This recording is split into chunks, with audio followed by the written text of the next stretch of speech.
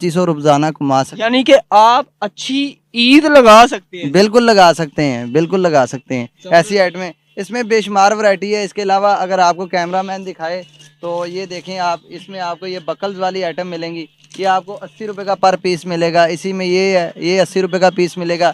ये metal buckle है, ये वाला 100 रुपये का पर पीस मिलेगा। ये बेल्ट है, ईज भी आपको पता है बच्चे लेते हैं फैंसी चीज़ें, ऊपर से ये घूमती है। ठीक है, ये बड़ी प्यारी आइटम है। ये ऊपर ये पंखा सा बना हुआ है, ये हाथ से घूमता है। ये 100 रुपए की मिलेगी और यकीन करें ये मिनिमम भी 200-250 रुपए 250 रुपया सेल है बाहर इसकी। 250 रुपए जी है जी। यहाँ से मिल रही है आपको सिर्फ और सिर्फ 100 रुपए की। ठीक है। इसके अलावा आप ये देखें, ये बॉय साइज में बेल्ट है, सीके ब्रांड बना हुआ है, डिज़ाइन लिखे हुए हैं, नाम लिखे हुए हैं। ये सिर्फ और सिर्फ 75 रुपये का मिलेगा।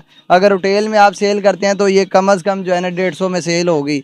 इसके 150 रुपए सेल होगी, यहाँ से आपको मिलेगी 75 रुपए की। इसके अलावा भी हमारे पास आप देखेंगे ये पीछे डिस्प्ले पे